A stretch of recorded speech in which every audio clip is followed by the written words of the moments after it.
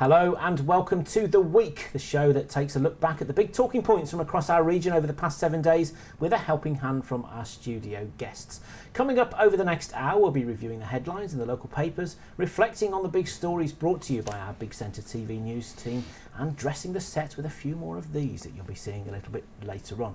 Now, if there's an issue you think we should be tackling or a point you want to make, just drop us a line through the Big Centre TV website, on Facebook, or send us an email to theweek@bigcentre.tv. Helping me to cast an eye over the headlines this week, I'm delighted to welcome back Director of Wolverhampton-based PR agency Connect, Lee Southern, and also joined for the first part of the show by a partner in Wolverhampton-based law firm Martin Kay, John Mitton. Thank you both for being with us. Now, of course, one of the big stories this week has been the Chancellor unveiling all sorts of budgetary matters in the Commons on Wednesday. And Lee, you've been sort of exposed to this on we Thursday, have indeed, weren't you? So yeah, absolutely. Well, one of our clients is Persimmon Homes, one of the largest UK house builders. And today we've been with George Osborne, basically announcing that Persimmon will be building 80,000 of those 400,000 starter homes that were announced by George Osborne yesterday, and in turn creating 1,000 jobs. This is all going to be over the next 5 years. This is nationally, is it? This is nationally, absolutely. So it can only be good news for those,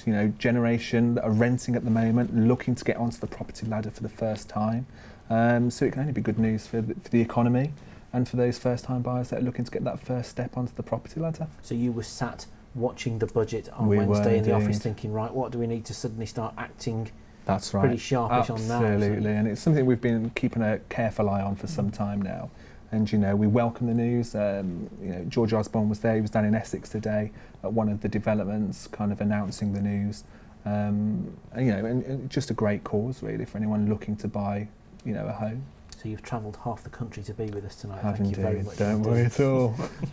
John, from the legal profession's point of view, yes. does something like the budget announcement register very strongly? Is it something you have to keep an eye on from your industry? Absolutely. It's something which we pay close attention to. I mean, typically changes in legislation invariably happen around about March, April time and October, November time. So from that perspective, it's something which is definitely on our radar. And invariably there are a number of implications for both employers and employees in terms of legal liabilities and responsibilities. So absolutely, it's one we watch very closely. I know we'll talk to you a little bit more about Christmas parties in a moment, which I know is something you've got some interesting views Indeed. on. But first, talking about the budget, people are always saying they want to see more bobbies on the beat. And of course, we had some good news from the Chancellor, who revealed he wasn't cutting the police budget, as some people might have been suspecting he was about to do. And 70 new constables have signed up for training in the West Midlands. Tom Russon went along to the training centre in Edgbaston to meet some of them. Well, I joined a year ago as a PCSO. Always wanted to be in the police, become a police constable. Just really wanted to make a difference in our communities. I think for me, it's a sort of a natural progression for me, and I think the police constable role, there's just so much more you can go into, so many different areas. Can't wait to get out there and obviously put everything into practice, but certainly going to miss everyone that you've become good friends with. I think they've become sort of a safety net, and then you go out there and sort of on your own again. But no, it's been amazing, the training, really good training. This is Tally Ho, this is the Learning and Development Centre. This is our police college, if you will. So this is where we train all of our student officers. So they have an 18-week initial training course once they've been successfully recruited into the organisation, West Midlands Police. And from there we turn out an officer that is fit for purpose, that will help the public and be a good quality team member when they go out to their colleagues on the LPU.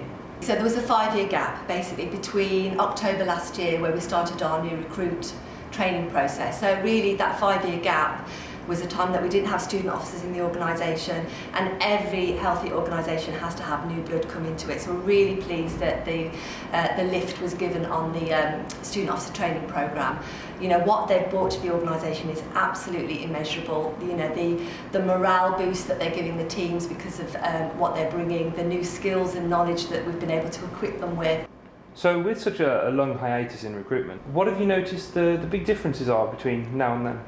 Okay, so with the break, what that enabled us to do was really examine what sort of training delivery did we want to give to the student officers, what was going to make them an efficient and effective officer when they went outside into operational policing, and also to examine some of our training methods. So actually involving the community in the training of student officers is something really new, and we want to capitalise on and do more of.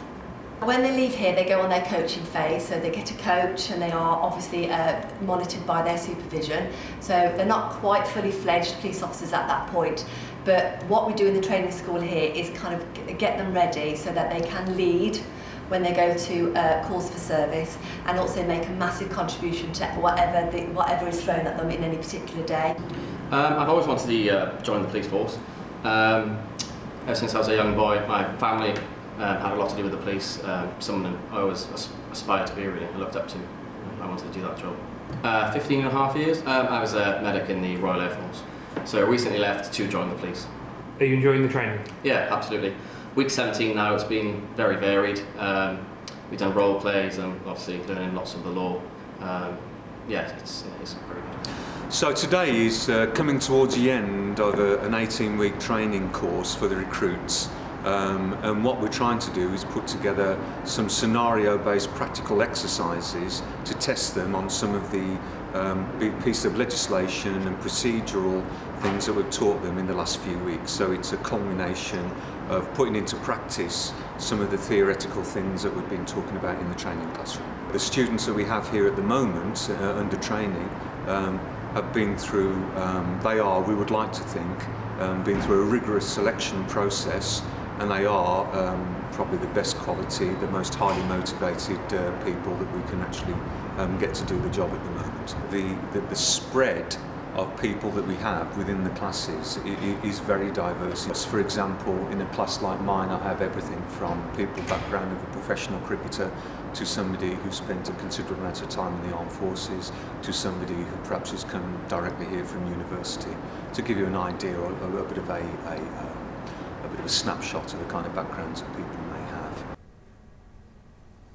Well, we hear enough stories, don't we, in the media of police stations being closed down, and as I said, if I had £1 for everyone who said to me, we don't see bobbies on the beat anymore, we'd be a rich man. So it's actually quite good to see this other side of the story, isn't it, really, don't you think? I think so, and I think anything that keeps our streets safer can only be good news. I mean, on my way here to the studio this afternoon, I just heard some breaking news that a huge weapon haul was uncovered by West Midlands Police Force that's been going on for a number of years, and the people who had these weapons are now facing jail, which can only be a good thing. And I think with having no police budget cuts means that our streets are going to be kept safe, and can only be good news.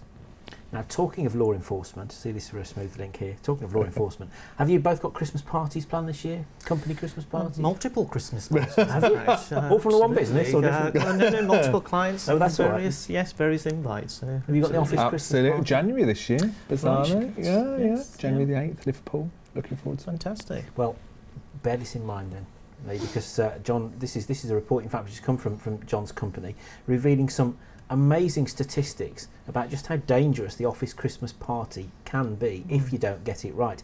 Statistics show that staff parties at this time of year can be a minefield. Listen to this. Half of all parties end with work colleagues fighting.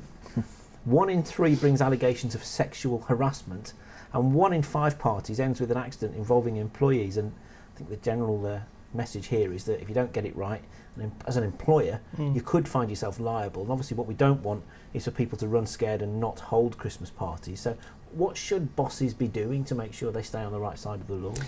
I think it's extremely important to make sure you do stay on the right side of the law. It's a sort of season, if you like, of excess, and often common sense goes out of the window. So it's important, I think, to have a plan, if you like, in terms of the Christmas party. I think where a lot of employers go wrong is they actually fail to appreciate that the Christmas party is actually an extension of work. So the same rules apply, so the disciplinary rules, the policies, the procedures and so forth all apply regardless of the venue. So to that extent, I think it's important to plan these things quite carefully. And you mentioned some of the statistics, and they are pretty scary to say the least. In fact, it could actually be quite a disincentive to have a Christmas party with all the sort of social benefits that brings.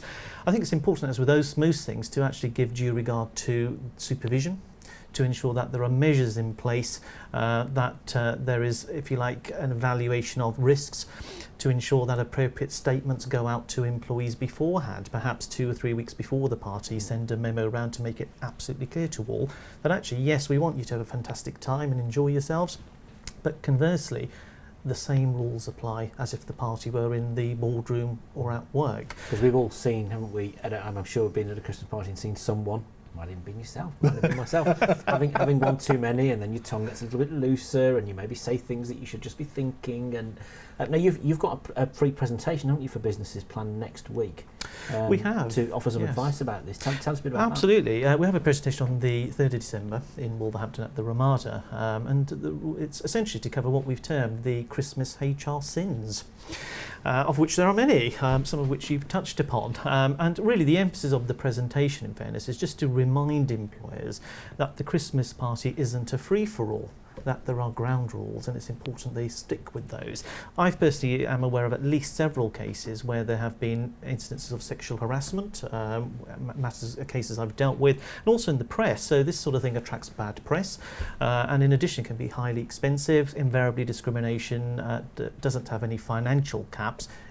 Awards of £10,000, £20,000, £30,000 often go with the territory. Excellent. Details about this on your website, no doubt. They are indeed, and all are welcome, and it's free of charge. Excellent. And a nice buffet at the end. Well, let's go into the break with some slightly better news, shall we? A £10,000 prize fund is on offer to young entrepreneurs aged between 18 and 25 who are looking to kickstart their business ideas. We'll chat about this a little bit more after the break, but have a look at this first. James Brackpool went to Villa Park, where some of the finalists were gathered.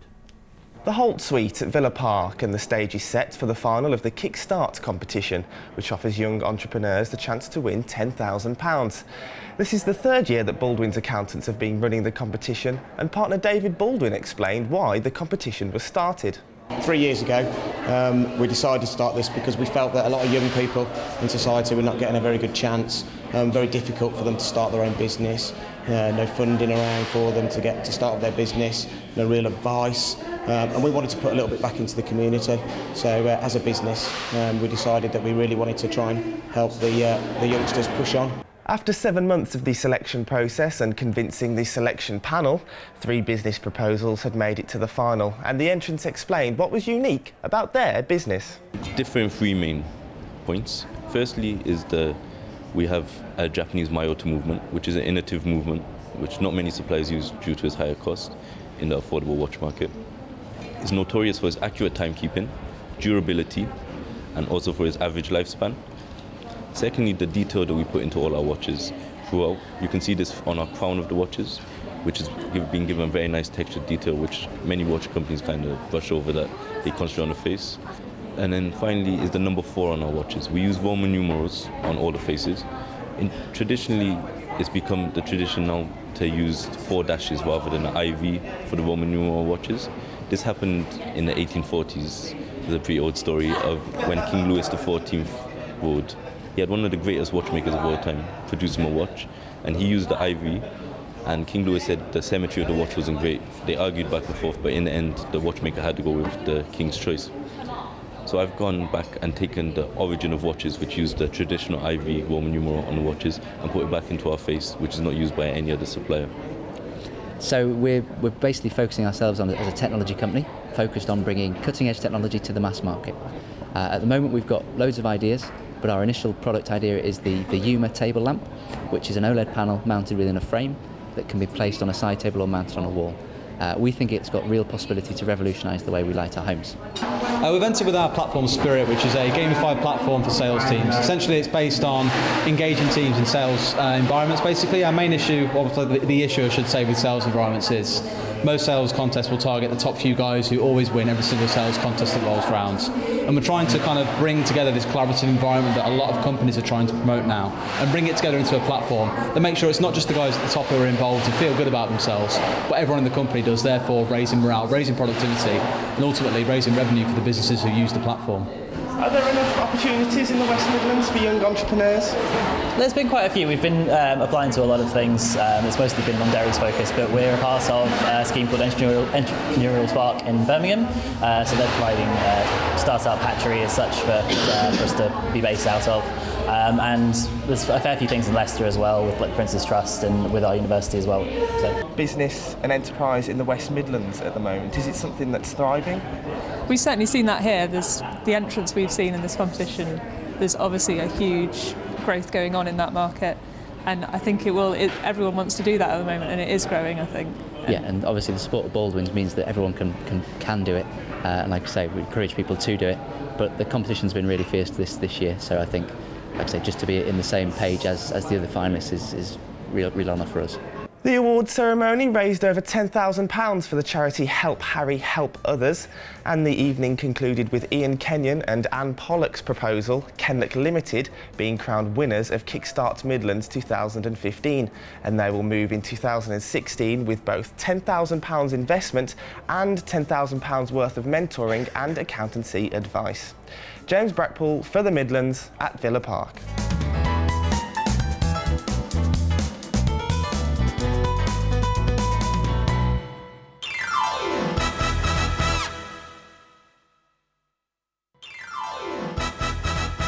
Welcome back to the week. Now, today is Black Friday. So the first question, of course, I need to ask our guests here, have you dashed out, gents, this morning to grab your Black Friday discount? I did indeed. I've ordered my Lamborghini this morning. Excellent. Brand new, second-hand? Brand new, of course, heavily discounted. The little model one, is it? Indeed, a Corgi version. No, I must confess, even I was being tempted to look at bargains online. And I'm not really the physical type in the sense of going physically out to local retailers and grappling for plasma TVs and so forth, but certainly aroused my interest and more of an online shopper. It's a manipulated thing though, isn't it, Lee? I mean, it's been imported from America to time with Thanksgiving and... Yeah, and like, you know, we've seen it's not just been Black Friday, it's kind of been Black Friday week. All the online retailers seem to have been promoting these heavily discounted items. I mean, I've stayed way clear of the shops today. I mean, Asda, interestingly enough, decided not to go ahead with Black Friday this year. And we all saw the scenes last year when people were fighting and trampling over each other just to get their hands on a flat screen plasma. And I mean, the papers have flagged up some this week. You know, there are some really good discounts to be had. You know, 55-inch HD TV down from $6.99 to $3.49. Laptops nearly half price. You do wonder, though, don't you? You know, whether some of these stores are actually just effectively repackaging prices that they were going to be selling things at anyway. Well, I mean, that's certainly an element, if you like, of pricing insofar as to what extent they are genuinely discounted. I'm sure there are many that are out there heavily discounted. But I think you certainly, I guess with all things, the more effort you put into track them down in terms of those heavily discounted items, the greater the dividend in terms of savings, I guess. And if you're prepared to take the bruises that go with it, then maybe it's worth the effort. Yes, this is it. Far safer behind a mouse. Exactly. Now, here is something that certainly was safe to venture into the city for, because Birmingham was one of the most bombed cities in Britain during the Second World War, and a community sculpture display was staged to mark the 75th anniversary of the worst attacks. It's called 2,241 Reasons to Remember the Birmingham Blitz, and that's because that's how many people were killed by the German bombs. James Street was completely gone. It was so sad, and that was a landmine landing on that short street, and everybody practically suffered. The installation is called 2,241 Reasons to Remember the Birmingham Blitz. The 2,241 is a reference to the citizens of this city who lost their lives during World War II and the Birmingham Blitz. Where did the idea for this come from? We're very interested at the Hippodrome in telling stories about communities and a place, and this is a project within our creative programmes. It's the 75th anniversary of the bombing raids on Birmingham. In 1940, on this very evening, 450 people lost their lives in one bombing raid alone. So we think it's very important that we tell those stories and reconnect communities with the history of the city. The installation has a lot of lanterns on it. What do they represent? Each one of the lanterns that you see represents one of these citizens who lost their lives, and the lanterns have been made by children in 8 primary schools across the city centre, and as you saw this evening, some of those children came and put those lanterns down as a mark of respect of the people who gave their lives up for the city. And people can get involved with this. How can they do that? We have 2 more days of workshops where you can make one of these lanterns in St Martin's Church, just across from the installation. The workshops are run from 10 a.m. to 4 p.m. and everybody's welcome to come along. What do you hope people will get from this? The key thing we want people to get is that this is an important moment in the city's history. It's part of the city's fabric and something that people's lives have been transformed from this moment, and people shouldn't forget this very important period of the city's history.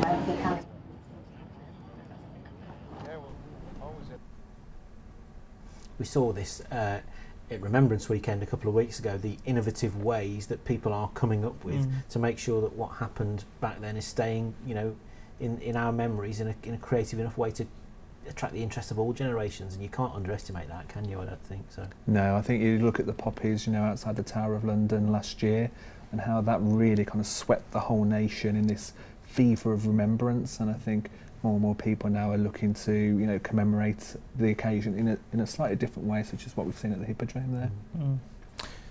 Now, John, I'm interested in your take on this story, which has been in the news this week, because Unison took some of its members out on strike on Thursday this week. People who are involved in sterilising of equipment at hospitals over an attempted change in the terms and conditions of their jobs, which restricted the number of tea breaks, coffee breaks they can have.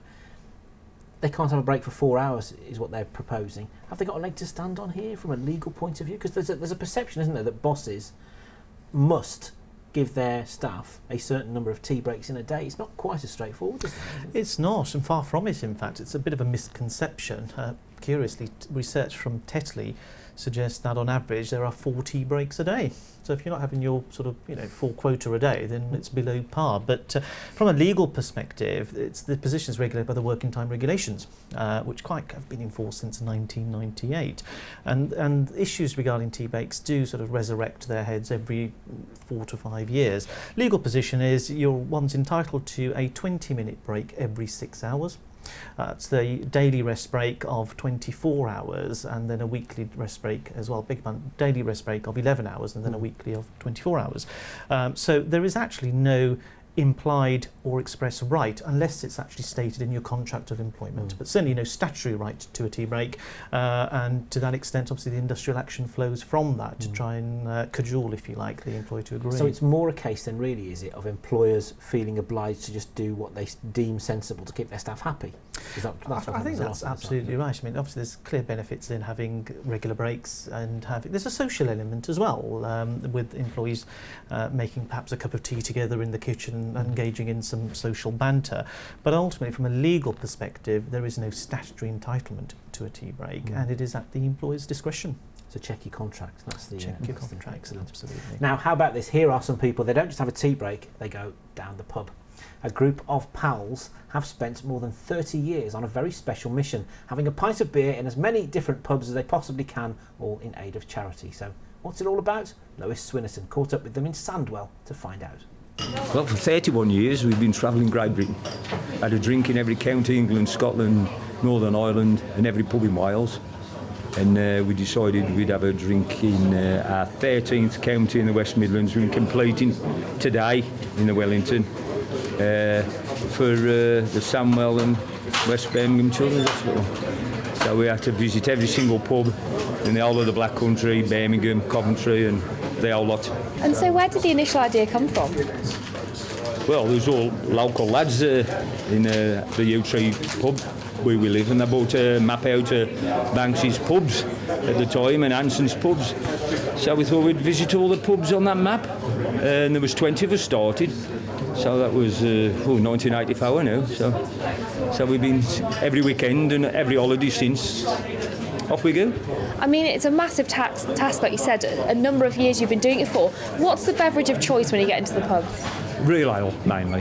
But a lot of pubs don't do real ale, so we had to stick with some of the lagers and smooth pours, which we ain't too keen on, but we drink them. All canners in a lot of instances. And obviously, like you mentioned earlier, there's a more serious element to it. It's not just about having a beer, it's about raising money, isn't it? Well, as well as, I mean, this is our 18,500th pub today. So it was all on about, at the very beginning, raising a bit for local charities. So we asked for £1 in every pub. And we've raised 3,025 quid for today. I can't let you leave before talking about the lovely waistcoat you've got. Oh, we've got 3 or 4 of these, different occasions, and I'll wear a neutral shirt today, you see. Where are you heading next? Nottinghamshire, I think. That's fantastic, isn't it? Next time somebody says to me, pitches me an idea of going and running a marathon to raise money for charity, I'm going to say to them, no, I want to visit 18,500 pubs instead, please, don't you think? Absolutely, it just sort of proves the point. Raising money can be very thirsty work. And I guess the most simplest ideas are sometimes the best, and it's wonderful to see a novel application raising money for local causes. Absolutely fantastic. And supporting your local pubs as well, which is vitally important, and I couldn't think of a better way really to raise money. We've got a chap in the office who's celebrating his 30th birthday soon, and he's looking to draw up a list of 30 things he must do when he hits 30, and I couldn't think of a better way than going down to the pub and trying to sip as many real ales as you possibly could. And taking the rest of you with him. Absolutely, we'll be there. Excellent. Now, this is a piece in your fair city, Wolverhampton. Yep. This is certainly going to prove a controversial story. Litter louts stung in a crackdown in Wolverhampton, the Express and Star says, have been ordered to pay hundreds of pounds each by the courts. And this is the striking thing, I think. 6 new litter enforcers were set up, and in just 1 week in the city, they handed out more than 400 on-the-spot fines, raking in more than £30,000. How often have we stood there and said, look at them, they're dropping a litter, they're dropping a cigarette butt, nothing ever happens to them.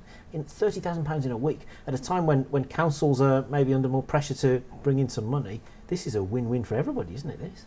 Absolutely, and in some respects, certainly from a legal perspective, we tend to find issues can sometimes develop from minor matters of breaches of the law and so forth. So I was intrigued by the headline with reference to litter louts and so forth.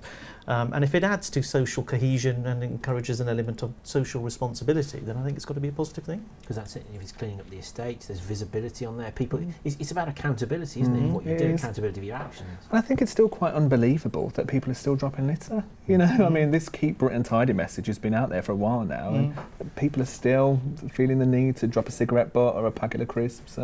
You know, it's absolutely unbelievable. Finish this half on a high. The Dudley Zoo story on the front of the Black Country Bugle. Sum it up in 20 seconds. I absolutely love Dudley Zoo. I just live down the road from it, and I'm delighted to say this lady, she's Dudley Zoo's #1 visitor. She's visited the attraction every year for 78 years. She must have seen the polar bears. There was even a killer whale at Dudley Zoo at one point. White tigers. White tigers, you know. Fantastic story, and happy birthday. You know, she's had her 88th birthday. She has indeed. Good to see that there's not just bad news on the front of the paper. No. It's wonderful. Gents, thank you for joining us. John, Lee, really appreciate it. We are now going away to dress the set with a few more of these for part 3. We'll also be taking a break to see what the latest headlines are from the Big Centre TV newsroom. But don't go away, because we've got a truly visual treat for you after the break.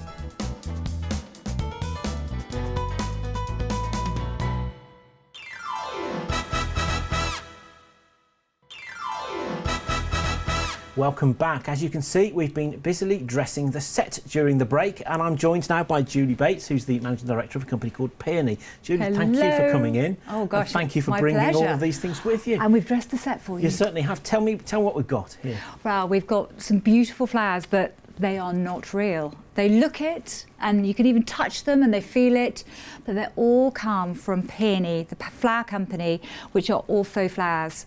But we are endorsed by the Royal Horticultural Society, so they are so real and so incredibly fresh from Ruckley Estate. And Ruckley Estate, based in Shifnal, isn't it? Just not far from the M54. It is. So it's a lovely local Shropshire company.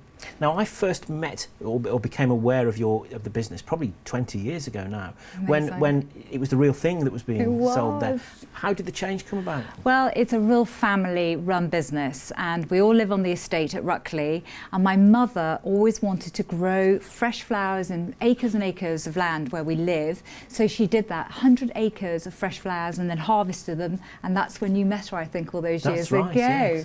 Yes, and then we wanted to create flowers that look like they'd come straight from the garden.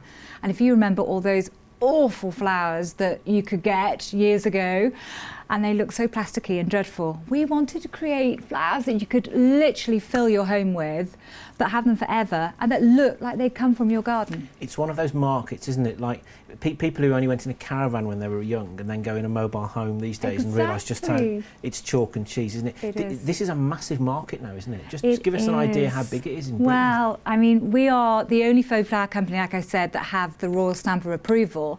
And because of that, we're so honoured. I travel the world selling my flowers literally in Australia, in Germany, in France, in Italy and in the UK. And we're quite well known now.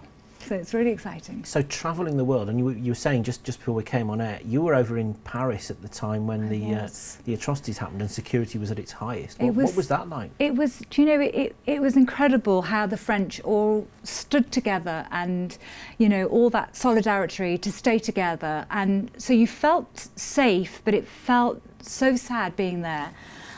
We were on a train that came from Germany, because I was on air in Germany, to Paris, and you had armed guards on the train.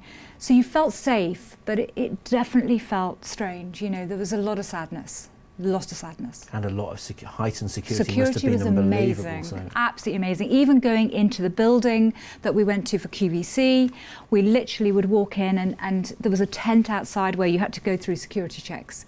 So they are amazing. Incredible. So we should just say, obviously, you spend quite a lot of your time now in TV studios doing things like this, not recorded programmes, but as live as it comes. And sometimes in French, sometimes in German, sometimes in Italian, but luckily in English today, so I'm very happy. So how many languages do you speak? I don't speak any, only English. You've just got the nice so talk I have back someone in your ear, talking to me so in my ear who tells me everything that's going on, because I'm pretty hopeless. But it's very exciting that our flowers, literally, I was in Sydney the other day and I was going live to the whole of Australia and to New Zealand.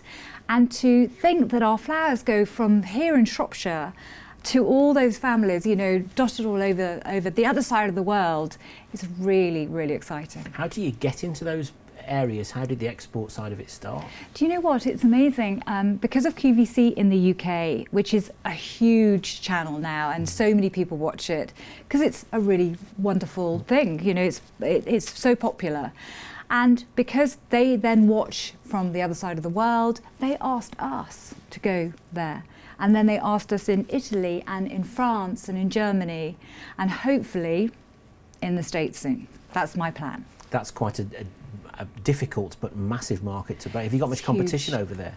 There isn't very much competition. In fact, there's very little competition in this country and throughout the world with what we do, because we're very specialised. Because we're copying what's in our garden and what's at the RHS Gardens at Wisley, and all the foliage and all the beautiful flowers that everyone enjoys and loves that they get from the florist, that there's no one that does it like us. It's about copying nature, about copying what we love about flowers, and we do it best. Sorry, but we do. So there's not much competition. And so what size business are you now then, in terms of how much you employ or what sort of turnover you've got and your growth patterns? Yes, I mean, we are growing.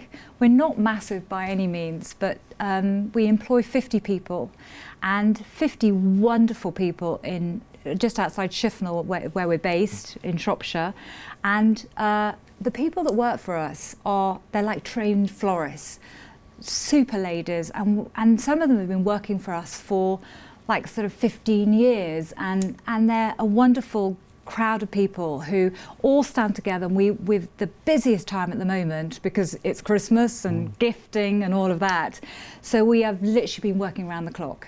So the 50 strong people are incredible. How seasonal is the business then? Is it? Do you know, you'd think it was very seasonal, as in we're busy at this time of the year. Yes, this is our busiest time from September to now, but we're busy all through the year. Mothering Sunday, Easter, going even into the summer months where people want to keep their flowers in the garden and have our flowers in their home. So it's amazing, really, that I'm pretty busy all through the year. So it's good. What's your next ambition then? You made Cracking America, obviously. Cracking America. Are there other product areas that you'd be looking to diversify into?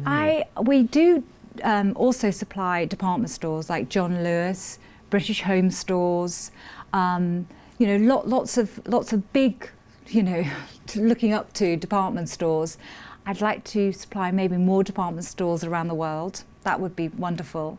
I'm always creating new products, new looks, new glass. So we travel a lot. So we go to Portugal for our ceramics, Poland for our glass, because it's just the best. It's handmade glass. So I'm always looking for the next thing. And that's what I do. And it's quite an on-trend and on-fashion business, isn't it, really? Yes, so, hugely on-trend. And they can those trends can change very quickly, can they? Very quickly, and the flowers never change, but the containers change, and maybe the type of flowers, like sort of hydrangeas are very on trend, peonies are on trend, always orchids. Phalaenopsis are the it flower, every home has to have them. But what we do that's so different from anybody else, we create those Phalaenopsis and Cymbidiums, we put them in real moss, in real soil, so they look like they're growing, living plant. So everyone, when they get them home, thinks they're real, and they've even been watered many times. Even horticulturalists have watered them. How embarrassing. That's your ultimate compliment, really, Yes, though, it isn't is, it, to be it honest? is. I won't name the person, but yes. So we have literally we make it look like nature, and we even put water in the glass so it looks like fresh water, and so it's all about creating that look for people to have in their home all the time. Take me back to that first day then, when someone said to you, right, you're running a business here that we think could be a candidate for a shopping channel on TV. Yes. What goes through your mind then? It's really, had you ever done any work on television before? I have done work on television, but that was purely, we were the very first faux flower company, get the words out, faux flower company to exhibit at Chelsea Flower Show. We met there Alan Titchmarsh. He went to smell our peonies on our incredible stand there and blushed because he thought they're not real. And so he absolutely fell in love with what we do, which is incredible that a gardener as incredible as Alan Titchmarsh would think that we do wonderful flowers. And then he invited me to appear on his afternoon show, the Alan Titchmarsh Show. So I did TV there, and he then filled his house with peonies, poinsettias at Christmas, and he even has our flowers on his show. So that's quite an accolade. And then when QVC approached me to do the show, I thought, well, what's all this fuss? I hadn't watched a lot of QVC, so I then appeared and we had a whole hour show. We had to finish literally 40 minutes into the show, so 20 minutes early. Lots of people flying around because we'd sold all the stock. Really? Yeah. So when you sat there and they said, right, you've got an hour long show, do you have a script? Do you have any bullet points? Do you have someone talking in your ear, presumably? Someone talking in my ear, but it's very natural and it's just as it is. It's a wonderful way to showcase your products because you can talk about them and people are watching you and they can see how passionate you are. So that's wonderful. They also do footage of you in the garden, so they film me in my gardens at home, which I hope we can show you at some point. And I think it then brings the whole peony to the screen alive, so people can see what we do and what our passion is. And that's why it works so well on TV. And literally 5 years later, we're still on QVC and we're still having sellout shows, and people write to me, they send me fan mail, can you believe it, saying thank you, I love this, I love that, and that gives me a real buzz. It's worth its weight in gold as a marketing tool, though, isn't it, actually, when you're on television like that, because you put a product up there, you see what sells, you see what doesn't. Is there much of a difference in the different markets around the world? Yes, there is actually. It's really funny. When you are in Australia, they love everything very typically English, quintessentially English. But things like lilac, which sells so well here, that gorgeous lilac, is a weed over there. So there's a few things like agapanthus. Again, they grow everywhere. So there's certain flowers that work better in some countries. But pretty well, you know what? We should be very proud of our country because everybody aspires to have that English country garden, and we do it best. There's nowhere that does it better than us. And that's why our flowers are so successful all around the world, because people want a bit of it. A bit of wisteria, a bit of peonies, all the different breeds of roses. We're very honoured. We have our David Austin, who is our neighbour and friend. He inspires me with all his breeds of roses. So there's so much out there that people want from our country, so we should be proud of it. Because we talk on this show about the fact that at the moment the West Midlands is getting a reputation as being a bit of an automotive manufacturing centre, but actually it's got a centre of excellence in this trade as well, hasn't it? With the likes of David Austin. Roses, and, you know, and there's many Bob's others. who do their beautiful potpourri and petals, and then there's us who does the flowers, the faux flowers. So we should be very proud of the Shropshire countryside. Now, you run courses, don't you, to teach people how to get involved in this then? I love that. How do they work then, and when do Well, they people come to the workshop at home, which is where they're all made and created, and they come and they literally work within the warehouse, and they're creating the flowers and creating, you know, planting their moss, putting their soil in there and all the roots and creating their flowers. And we have somebody teaching them, and we do things like wreath making classes, and they love it. Ladies love it. I think when they come to our shop, which is on the estate, they come and they spend 2 hours at least wandering round, looking and looking and looking. And people say that it makes them feel calm. It makes them feel, it's that tranquil flowers. You know, it's what people love. And so to come and work with flowers, look at flowers and have flowers is what I think people love about coming to Peony. And how does it work? Do you have to book on those courses as a group, or can can I as an individual just ring you up and say, can I come? Are there particular dates, or do you do it to fit around people? We do it to fit around people. Usually it's a sort of group of ladies, like 5 ladies to come. There's also a tour so they can see how the flowers are made. So you usually have to pre-book for that. But anyone can come to the shop and have that wonderful experience of walking in. And it literally is an experience, because they walk in and they see the whole room filled with flowers, and I love seeing people for the first time come in and they can't believe they're not real. And that, like you say, that is the absolute ultimate test, isn't Yes. it? So if we're projecting forward 2, 3, 4, 5 years from now, where would you like to be and what would you like to have achieved? I'd like to grow the business more. I'd like to definitely be in the States. I know it's a big, you know, customer profile to have there, but I do think that they would love it. They love Downton Abbey, don't they? They love all the sort of English sort of feel of the gardens there and everything. And I think that the whole romance of the brand would work so well there. So I would love that. You talk about Downton Abbey. One of the questions I was going to ask, I suspected that these products would be perfect for set dressing on TV shows, in movies. Is that an area that you get business from? We do a lot of that. Actually, especially for, you know, if they're filming something that is being filmed, say, in the spring and they're filming it in October. We did actually for Catherine Jenkins. She was doing a concert in Cardiff, big concert, and it was being filmed in September, and it was going to be aired in March. So we did all her spring flowers. So we did great big troughs of bluebells, daffodils, pussy willow, and it looked incredible. So we get a lot of demand for that. It sounds like a job that you are thoroughly enjoying doing. I love it. Thank you so much for coming in. Good luck with everything, and keep us posted about your Thank progress. you for having me. Thank you very much. Now, you know what they say, a dog's for life, not just for Christmas. It's cuddly, it smells a little bit more than a flower, but not always in a bad way. Now, new research shows that a number of people impulse buying pets and then regretting it is growing, and the internet is apparently only making the problem worse with its click and collect culture. Roshni Patel went to the PDSA to find out more.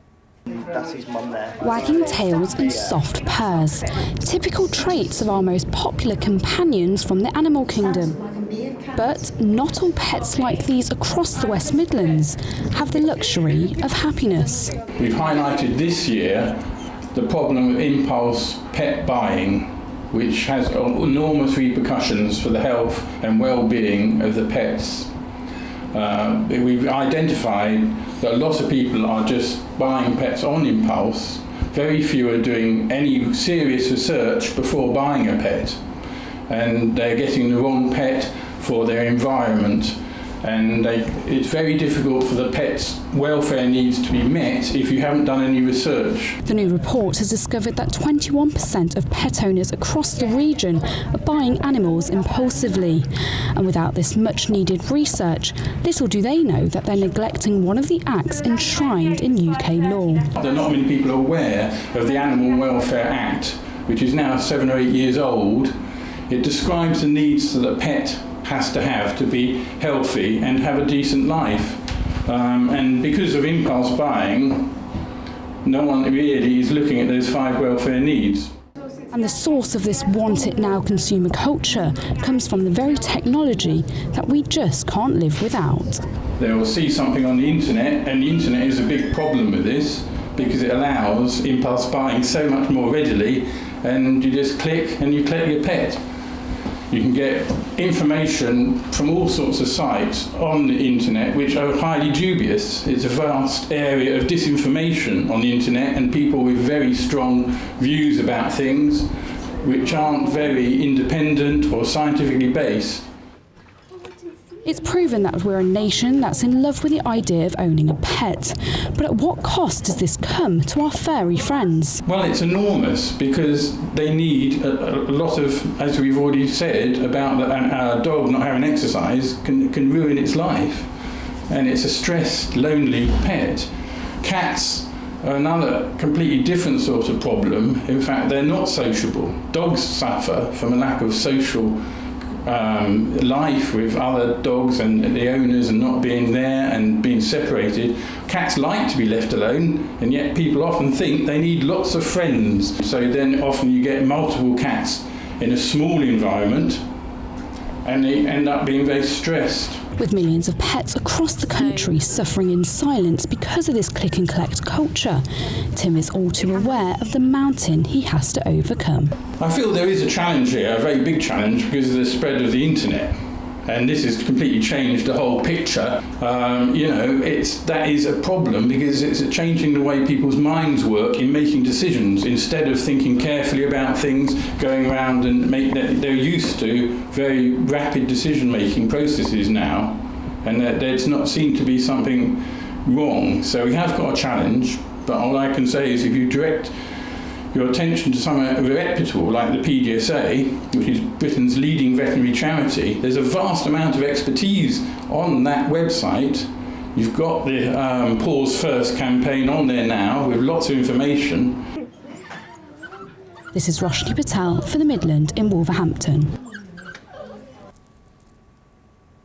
Yeah, take it from me, a dog certainly is a big commitment, but it can be man's best friend. That's all we've got time for this week, I'm afraid. A big thanks to Lee, John and to Julie. Don't forget, Bob Hall and the rest of the news team are with you every weekday, bringing you the latest headlines from across the Birmingham and Black Country region. If you've got a story you think we should be talking about next week's show, or something you'd like us to dress our sets with, drop us an email. The address is theweek@bigcentre.tv. We'll see you soon.